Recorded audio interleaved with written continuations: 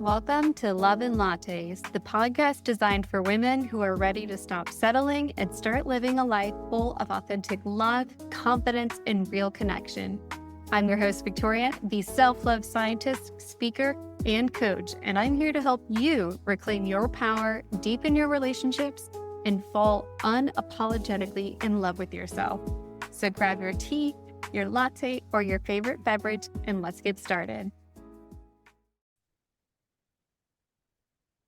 Hey babes, welcome back. Today I am so excited. It is a solo episode.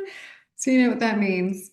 It's just you and me and whatever app you're listening to this episode on.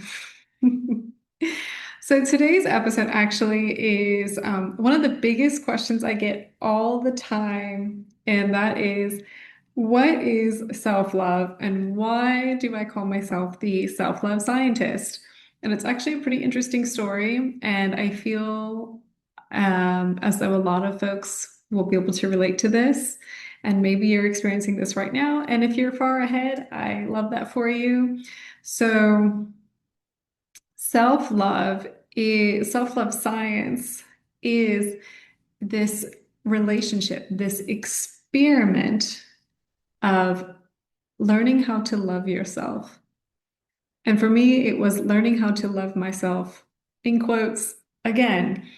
Now, a couple years ago, I had this realization that I didn't love myself.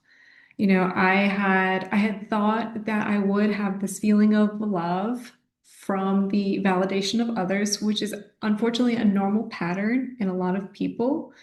We want to be accepted, loved, and that to us looks like working really hard or rushing into relationships and saying yes because of this, fear of being alone. And, you know, the reality behind it is, we could have it all. And for me, it looked like I had it all from the marriage to the house to the dogs. And, it was only a matter of time for maybe some kids. And deep down, that just wasn't actually working. And to recognize that, I didn't know any better, and that the life I had built was actually built upon this acceptance and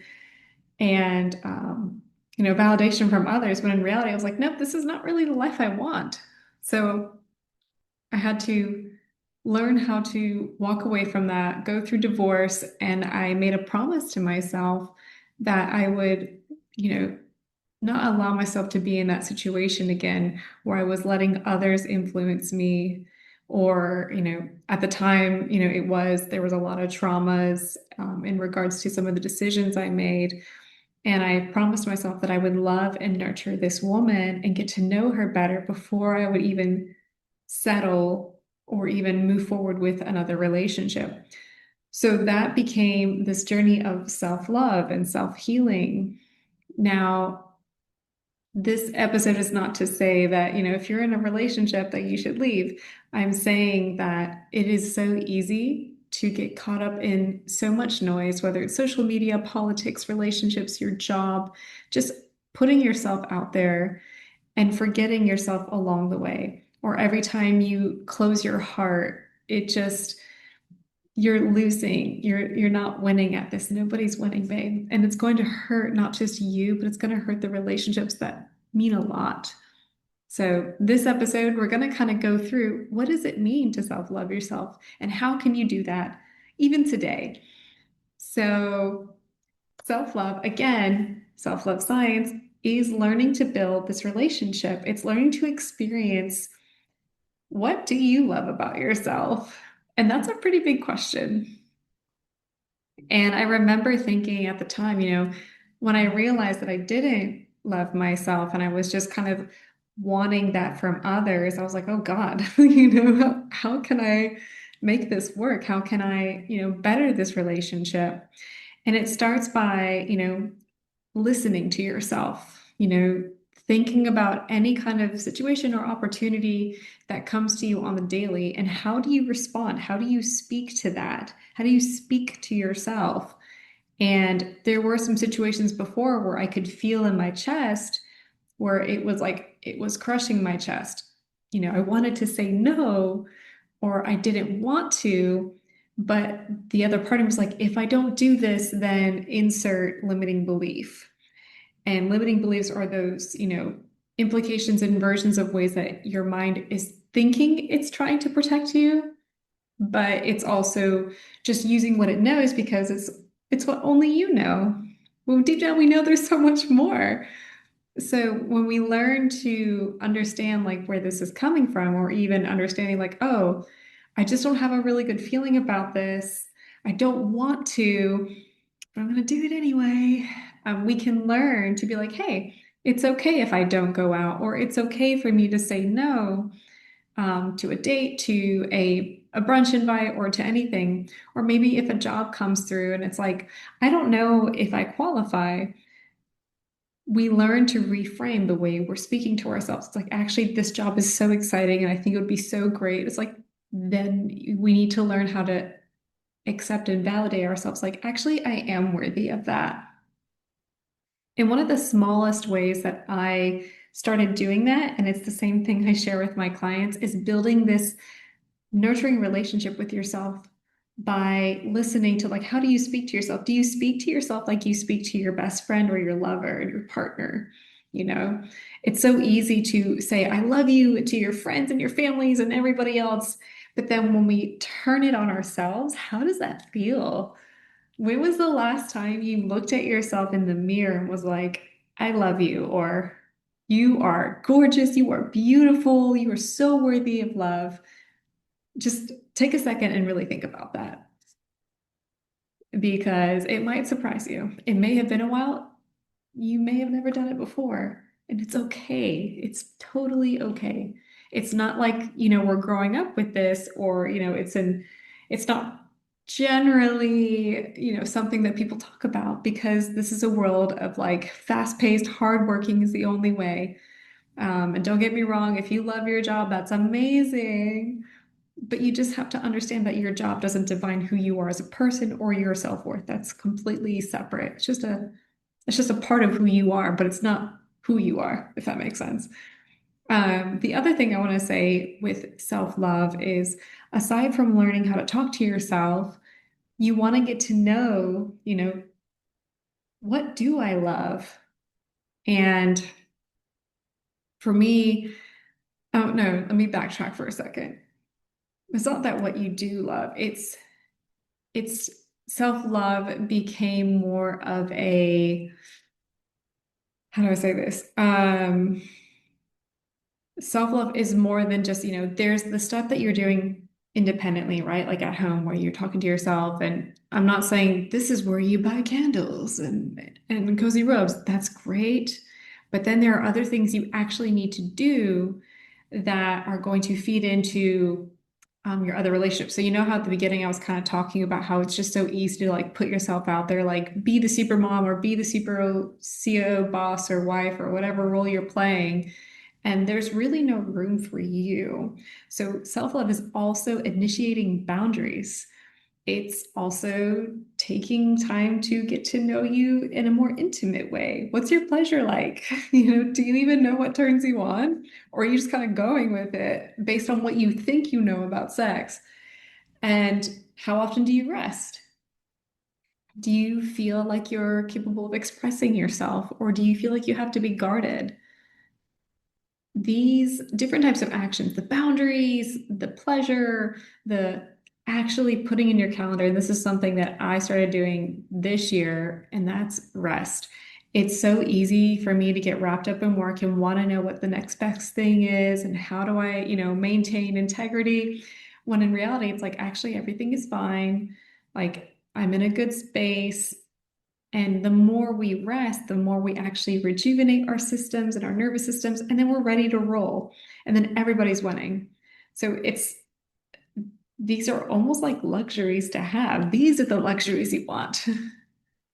And I want you to think about it just for a moment. Like, how often are you putting in healthy boundaries? And how often do you take time to get to know your own pleasure? So when I started learning about boundaries, like I remember starting boundaries even before my separation. And I remember the feeling of when I was like, I actually trusted myself for the first time by laying a boundary down and saying no. And when we say no to the things that aren't fulfilling us or not aligned with our purpose or even our power or pleasure, something better comes along. And that same boundary to know is like, it's so powerful. Like I'm going to go off on a tangent. I just know it. I just, I think it was last year, like you'll know that, that you're better than this. You'll know, like we can feel it. Your body's not going to lie. And for me, at the end of like even like towards the end of 2024, I just was so tired of I remember complaining to my girlfriends, and then they were like, you got to stop letting yourself settle or breadcrumbing because you're amazing. And then I finally knew what I wanted in a partner and just started really being, I was being myself, but I was also like allowing all these other things happen that just, at the end of the day, I was like, well, it was a nice date. He's a nice guy. It's like, no, no, no, no, that's not enough. You know, you want more, but you're not putting in the action for it. So, when we say no to something, something better comes along. Now, self-love and pleasure is a whole nother ball game. It is so important to tap into that pleasure. And I think I'm going to do a separate episode on this because let me tell you, I can get so excited about this, but the reason why I kind of loop it into self-love is because it is important. It is an important relationship to have with yourself to understand like what do you need when it comes to being intimate? And it's not just about being intimate with yourself, but with your partner. You need to know like, hey, I would really like to have like some songs or candles, or I would really appreciate if we made out a little bit more. Your girl's got like a drawer of lube because it's important to me. I need it.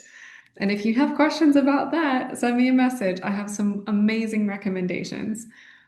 And but to be honest with you, it's understanding your pleasure is unfortunately it's not something that they want to talk about in the schools, and it's not exactly the conversations we're having with our sisters and your moms and your grandmothers. I mean, if you are, amazing. Shout out to your family.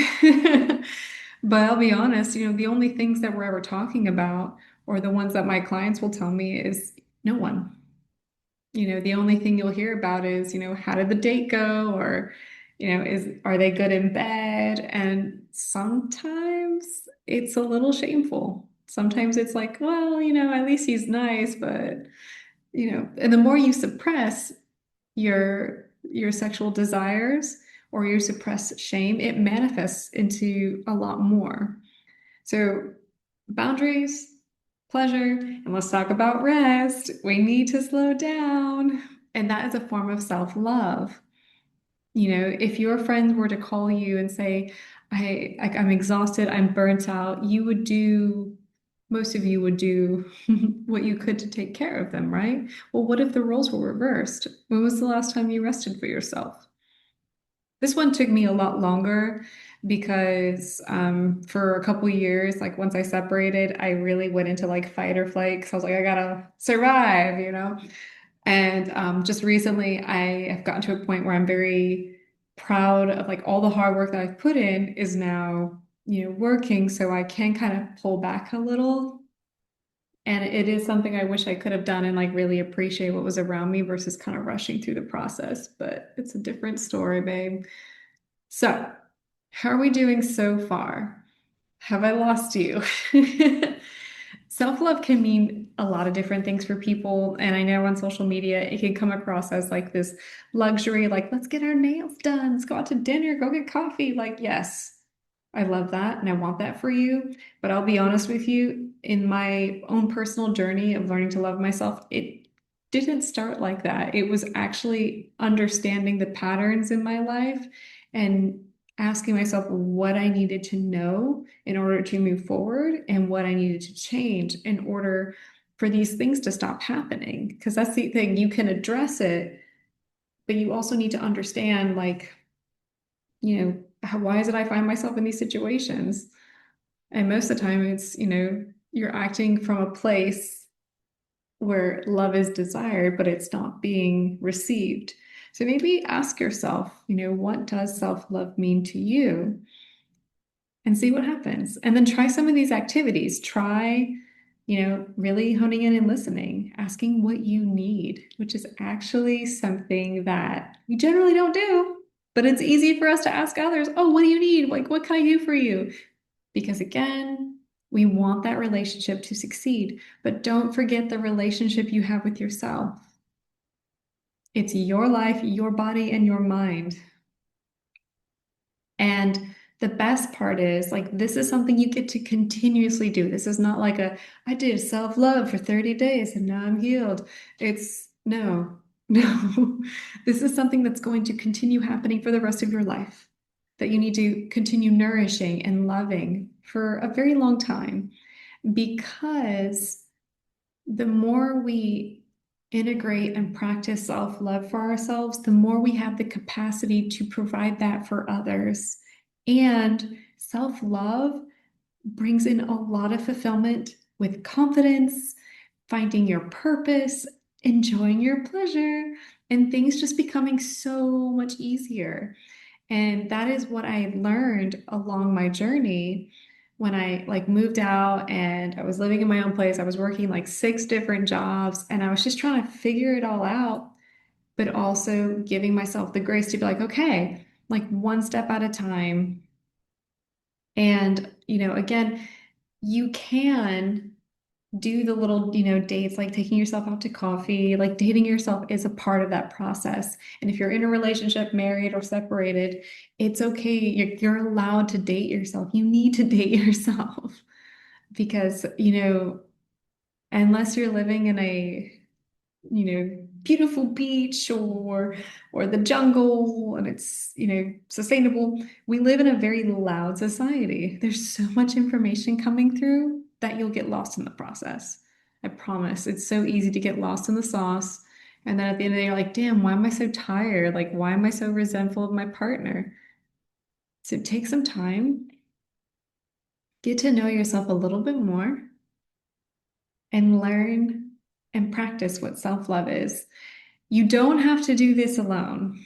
A lot of my own personal programming is in my online programs, and I have the link in the show notes. If you want to check them out, it is something, it would have been great to be in the space with someone else to do this. And at the same time, you don't have to be alone in this process. I've got great resources and I have spaces I want to talk. Let me hold space for you. Let's figure this out. This was a pretty fun episode. Pretty quick, sweet. Love it. The self-love scientist, always nerdy. Um, I do think that this is a concept that it's just so easy for us to forget. So make sure, you go back, listen to some of the pieces here and give yourself a little bit of self-love today. Have an amazing day, and I'll see you in the next episode.